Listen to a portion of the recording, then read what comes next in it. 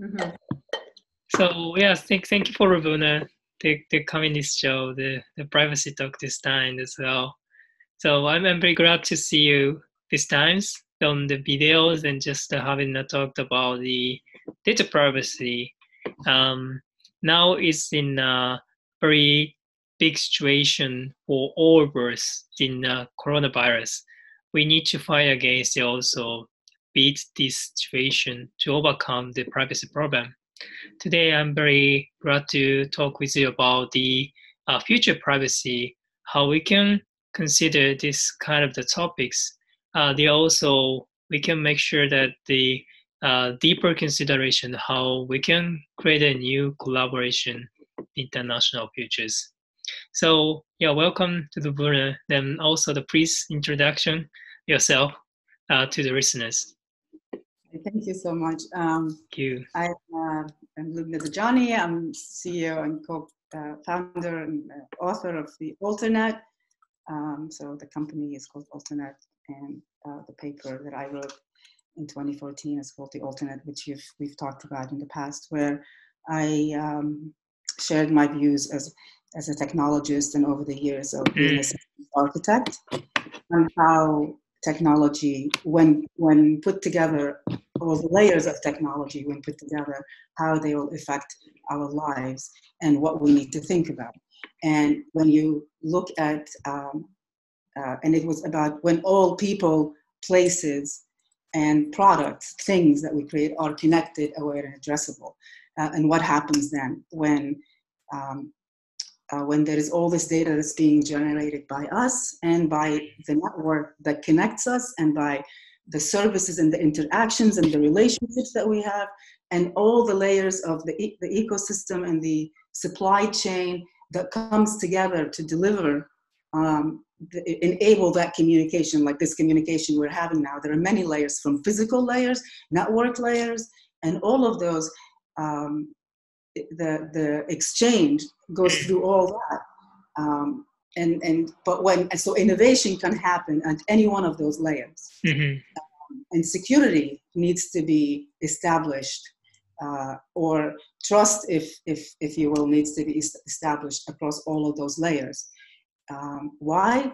Because the thought or the communication, whether it's between me or you or any other a company or an exchange, or even between myself and my own head, to know the authenticity of the thought, you need to have the whole pipe secure. And secure as in to have integrity in that the content that you are consuming is the content you believe you're consuming. So how does that play? What does that have to do with privacy? Well, what is privacy then? If it's not the integrity that a thought or an event or something is, the knowledge about something extends nowhere beyond its subject owner.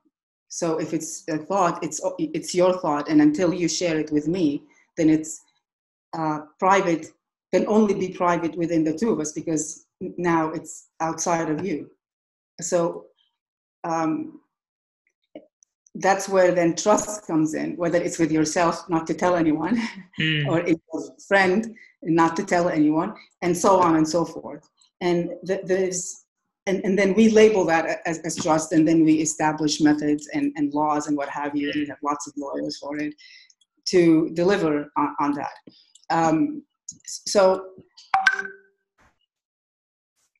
why do we value privacy? I think it's when something is private to you, at least in my case, then I know what is my own boundary of who I am. And for me, the breach of privacy means that someone is invading my intimate, what I consider for me only, and not just as a physical being, but as an intellectual being, as an energy, that still brewing within me, and that it is my thought and my word and my intention and my action, and I want to know who I am when I stand and say I am.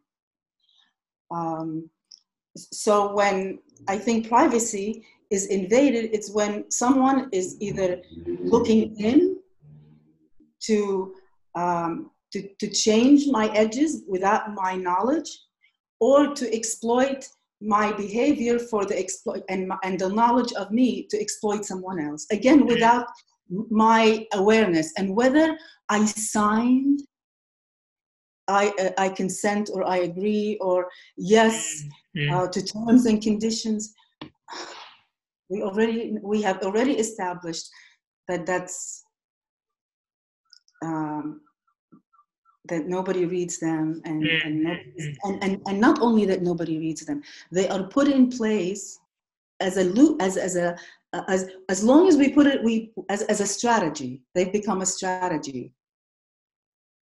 Complex terms and conditions have been the strategy on which many of the these companies that are, whether it's the Googles or the Facebooks or what have you, has been. You don't know. You're counting. You don't, when you agree to the terms, you're just going in, just like when you could be signing away access to everything on your computer when you log into a Wi-Fi. But you just want to log into Wi-Fi for 5 minutes. But you can't take 10 minutes to log on to the Wi-Fi for 5 minutes because you want to make a submission that if you don't submit in the next 5 minutes, you're going to miss this opportunity for $1 million grant, for example. I see. Yeah, I think the your privacy concept is a very interesting. Did you also it's in a turning point because a lot of the coronavirus is affected the government directions. They try to collect a lot of the data from the citizens where we are. They're tracing the processes. In the cases we are in a controversial how we can protect the privacy in the property. In the sense, after the corona, how the privacy concept will be changed. Then compared to the formerly we think about the privacy, the once the corona is coming, how our privacy concept will be changed among the people from your perspective? It's a very deep question. And it's a very, very important one because they say because we're in a period of reboot and also reset in a way as human beings, and as a society, as a connected society, all of us that are aware and connected here, and we are we're all across the entire planet are have come to a halt, to an economic halt, like we have never been since we have had economics. It's like, and it's unified across cultures, geographies, religions. It's a great equalizer. It's like a point of zero velocity. Like when you throw a ball in the air, at that moment where it stops in that space of existence, where it's at the speed of zero before it starts coming back down with gravity. I feel that we are, as a society, are in that space. And it's an amazing opportunity, magical almost, to rewire our behaviors and our norms as one society, as a humankind, and I'm hoping that out of this opportunity, as this opportunity is an opportunity of reset, there is the camp that we have that have established the economics and the political systems and all the social systems and religious systems that we're living within today, that want to further that trajectory, that scenario, because it further suits them at any cost, because they don't see beyond their shoelaces or their bank accounts, or as they measure is how tall the peak of their, how high their pile of wealth as it's measured today. And then you have this other camp where you see it as an opportunity to note that, well, this hasn't worked very well, and what might work is a new framework. We have been functioning on the framework of the frameworks that are driven by scarcity, sacrifice, and it's encouraged. Pleasure is shamed, but it's structured around fear, really. And I think, and we've been trained that way as a humankind somehow. And the economic systems and where we are today is a manifestation of that. Please pardon me. Which serves the interests of those peak creators, that model where a few have, and there are peaks of power, and these hierarchical models and all the things that represent that stream of energy, if you will, that polarization. And then there is there's a lot more symbiotic as we are, think of us as waves in the ocean. We're all individual waves, but we're in the same ocean, and we're somehow in harmony. And if we emerge out of this period of reset, recognizing that we need to make a change, that what matters isn't how much is sitting in some, whether it's in fiat or crypto, at the end of the day, currency stored is, right as it stands, is on the promise.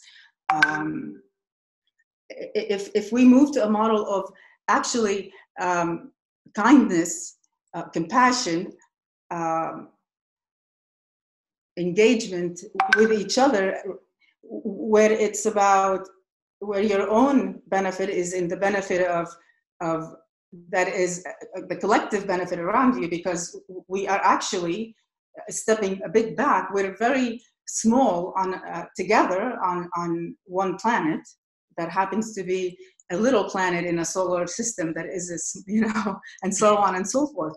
And that is, the things that we've been valuing are not the things that we're valuing today, because being kind to each other, being socially supporting each other, I get very excited about this, so I should stop at that.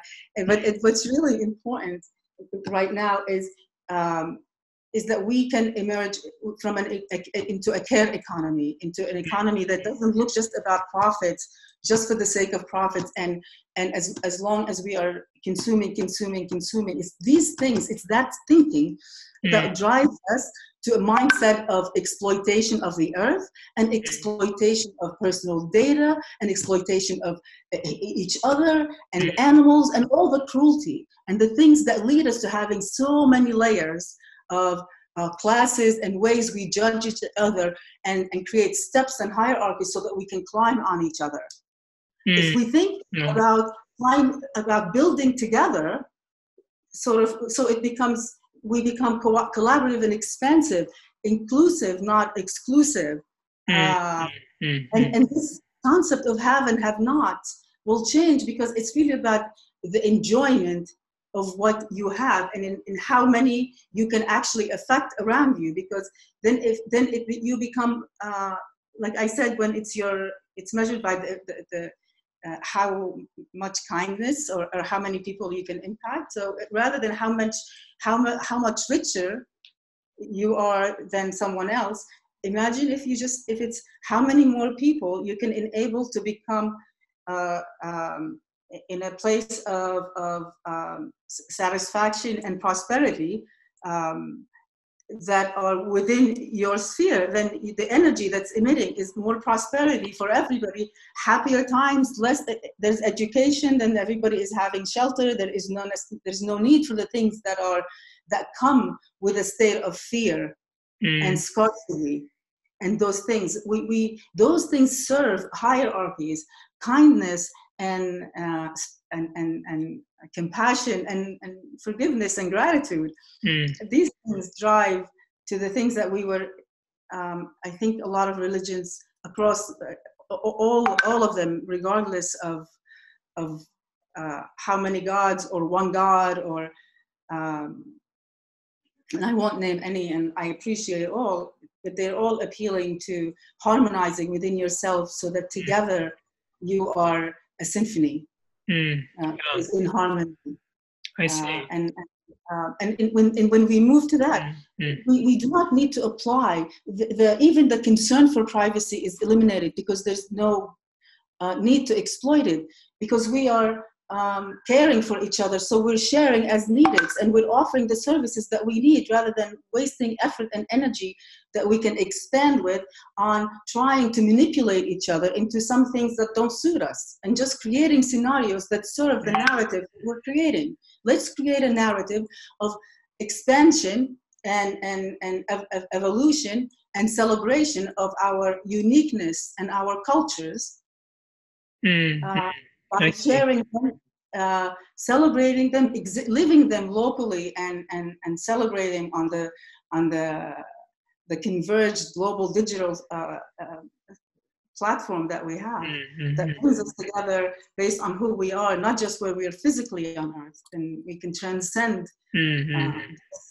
see what it is actually to be in pure consciousness, if I may myself. Yeah. Thank you for the opportunity to talk like this about that with you. Yeah, this is the very interesting, and also the very significance to our own the societies. You said the last time is we need to consider the sustainabilities regarding the societies. I guess the privacy is the one way we gather and also taking responsibilities, how we can make a sustainable relationship in between the human based. They also you strongly recommended last time is the human trust is also very important, the new alternative, the communications. I think the trust is a very important topics on the digital world, and how we can build up the great trust on the digital economy, because a lot of the people go to the digital communication, business, lifestyle. So the trust is a very important from the privacy perspective. So how we can to make sure the future trust through the digital communications. So thank you. So there's two channels. There's the mindset and the rules, the behavior, which is what we're talking about, needing to now emerge into a different framework. So based on the framework, we change, we create a different narrative and a different context. But in any case, trust is, to me at least, is a sacred thing, and it's a big responsibility, because it indicates an alignment on that we would honor something and hold it with a similar regard. So we have a set of assumptions often about it, about what that means. That's why we end up with contracts, but so often we are really out of alignment, and that's why we have so many lawyers, and the courts are very busy disputing trust. So trust is a big topic that we need to solve at a societal level, and on ourselves and with each other as humans. And we've talked about that in this the whole time. So Mm-hmm. once we have that, in addition to that, so if we just put a box on that and put that out of scope, then there are obviously technologies that need to be put in place, that can be put in place, that ensure security or authenticity from across the layers of the model. So from the hardware, up, so all the layers of the model, and not to get too geeky, but from physical to digital, you'll go through whether it's the physical, the network, how it transports all the layers, all the hops that the communication has to go through to make it from me to you. So you have to establish trust across all the links. And so you need to do that in an open and interoperable way, so that when you're establishing an application or a channel or something that sits on top, so the final layers when you're interacting through it, like an application, for example, here through Zoom. So you can the attack surface can happen at any layer, and the lower the layer, the more then the more base if you secure at a higher layer and you don't secure at a lower layer, then if you're compromised from beneath, then you're penetrated. It doesn't matter how secure you're on top, because you've already been compromised. So you need to ensure trust in the entire chain, from silicon all the way through the service delivery. And I say service delivery is through the cloud, and then through all the way to the edge, to the human interaction. And that's where the physical comes in, or the agreement level between the people, and that analog trust, if you will. So you need to establish that across, and then that, there are also technology, so there is obviously encryption and hardware level security, and hardware root of trust, and many different ways you can establish a root of trust, and a root key, and what encryption schemes you use, and at each layer. That's a whole other conversation. Alongside of that, then you have the policies, and the business mindset and the rules that you're applying and what you take into consideration. And hopefully, as you're creating systems, whether they are technical systems or any other systems, that you take a holistic look at, as we spoke about, that triple bottom line, that care type economy thinking. So it's not just for the sake of profits, it's for the sake of value creation for all involved. So in the whole value chain, from where you're sourcing and your procurement, and what you and to your partners, and how your employees, and how then it transcends to your customers. And if you're a component, then your customers' customers, and how what your technology enables or does not enable, or what service and what have you, if that makes sense. And that's what we were talking about, is the mindsets that will have a lot of influence on that. And then you have also, will have obviously regulatory type, because we are still living within nations, and that's all fine. I look at that as within cultures, and within those cultures, then you can have, you need to have your systems aligned to support that kind of thinking. So that there needs to be standards and regulations that serve that purpose. And then there needs to be, which we already have, and then, but not only against, where you need a governmental alignment and new thinking and policy considerations. You also have the corporate, because we see in many cases internet companies like Google and Facebook and the rest of them, and I don't want Jack to get upset, Twitter too. Not that this is a compliment. Have a lot of data and a lot of obligation, as does Microsoft, to give, to enable a self-sovereign identity, a framework, and to get, because and a way to ensure, and they have to, there has to be a balance between them and the government bodies on the sharing of this data, because particularly within this COVID period, there's a lot of, they know more about us and about people than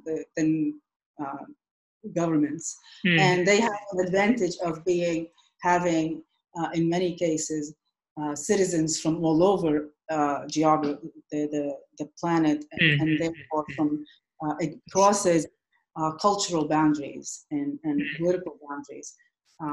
So it's a different realm. It's a digital realm, and it's a different realm, and we need to create a declaration of co-creation and a new way of living in the digital realm, because the digital noose is very lethal. And what COVID is one of the things that COVID is doing is demonstrating to us how powerful technology can be right now, and how important the words and the choices we make today are, because the decisions we make and the learnings we assimilate today, and the behaviors we emerge with from this lockdown period are really, we're writing today and we're framing today the scenarios and narratives of and the history of tomorrow. I see. I think that your point is the very important choice, because a lot of the government, also the engineers, is paying attention to the privacy, designing a concept to produce new applications for the individual. The people, the consumers, also become aware of the importance, the privacy. When it comes to consider your sensitive data, they don't want to release to untrusted third party, which is a very important choice. My next question is, you said the mindset is very important. In the cases, how we can build up this mindset for the engineering, like the government or any leaders that included the privacy concept? I almost want to say meditation and mindfulness and reflection and gratitude as individuals. So we all, as individuals, have many roles. So at that point, what we really to make any difference, there are actually many technologies that we could be talking about, and many ways of architecting and schooling and in implementation, like in practice, what we can do today to ensure a better future in terms of privacy and quality of life, so we don't emerge out of that with a noose on our necks waiting to be, with the control that with someone else's hands. Your government or a technology company or what have you. But I think what is important is to step back and reflect back in, because we talked about governments and the large corporates and the technology providers and the governments and the regulatory and the industry bodies. But what the most important player here is the individual. And many will try and fool you into saying, is it what's good for me, or my privacy and my liberty? Because to me, privacy is liberty. Otherwise, what else is there? If you're invaded in your side of if you don't have privacy, then how do you even have freedom of thought? And if you don't have freedom of thought to say I am or I'm not or whatever, even you don't have that level. So it's immensely fundamental. Otherwise, we're just a Borg, and we're all, if somebody is we're just a processing, we're just a machine, a neural network that's being used to generate data or consume something that is being controlled by someone else, and that's and that could be masked today to say, if you don't give your privacy away, then you are killing other people, and in the name of health and the community, you have to discard your privacy. Well, BS. No, absolutely not. That doesn't mean that you don't choose to share. That means don't guilt me into it, into that scenario, because that is not a true scenario. You don't have to give that up to actually contribute. There are many things. So what we do need, we need to be individuals in touch with our own self, and we need to be really actually become citizens of a digital society. And that digital society, that every individual that engages has an equal voice.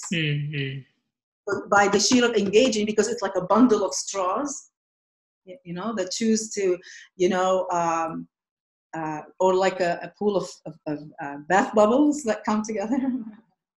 You gotta have fun. But as individuals, you choose to band together united on a shared vision. That's what and I'm hoping that we will be emerging. I'm working on, and many of us are. I'm very grateful to say, on emerging on a platform where gratitude and kindness exchanged. And the joys and more serotonin, dopamine, and oxytocin are floating around, and not necessarily just how much money do I have, or how many more people I can assimilate and take and exploit from. It's really actually how many more people I can make giggle and laugh and have and be healthier, and therefore more contributor, because we all elevate together. I see. On the same platform, so either we build it together or we collapse it together. It doesn't really, because we're living on the same planet. It doesn't. When we ascend beyond that, you'll figure it out then. But here we are better served for others to be happy. Why bomb each other, really? Put in someone else hurting. Why take someone? Why manipulate someone into buying something they don't want? Why don't you just sell them something they want? They can use. And I'm happy to tell you what I need and want, if you want to give it to me, and so on and so forth. So it really doesn't have to be any other way, or the way at least it is today. We can be individual and exchanging of ourselves with each other, so that collectively we innovate more and have more abundance of energy. Yeah, it is supposed to be. We have to go back to our essence. Why we just started something, the actions. I guess that this is the very critical point that you are inducing at this time. So that's very great to meet with you inside at this moment. So the last three, I'm very happy from your voice to my listeners for the privacy talks. So please give your message to the listeners, your message, also your the delivery to some good your advice to the privacy peoples. Thank you for the opportunity to ask. I asked that. So I have this hypothesis that in English we say humankind to mean people, and I think maybe we will make a mistake and put the words backwards, and that's it. And we are kind human. So if we think of ourselves individually, not as a one of humankind, but one of kind human, that, and if we all think of how we might be kind to the planet, just one way, kind to a stranger, one way, and kind to oneself. Then to move from a place of fear to a place of kindness, compassion, and co-creation.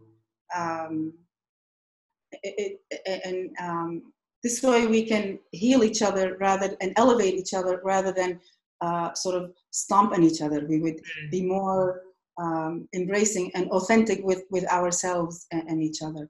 And very, very mindful, number 2, please, of the language and words we say to ourselves and use. Because words are very, very powerful, and they frame. That's why when you meditate and you say mantras, you're repeating, or when you're learning an instrument, you're repeating and repeating. So we are in a state of reset together. So we all have to practice how do we become more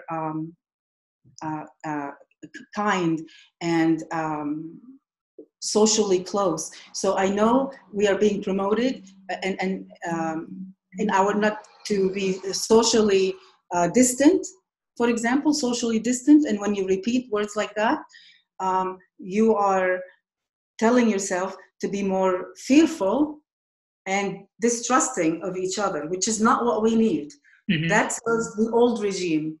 What we need is to be more compassionate, forgiving, kind, and gratuitous to each other, and then and to ourselves. And in that framework, we would be socially very close, like we are right now, even though we're physically apart, whether we're very far or 6 feet, 2 meters apart. That's physical distancing. So it's important to practice language and behaviors that promote kindness. Remember, kindness to earth, kindness to strangers, and kindness to yourself.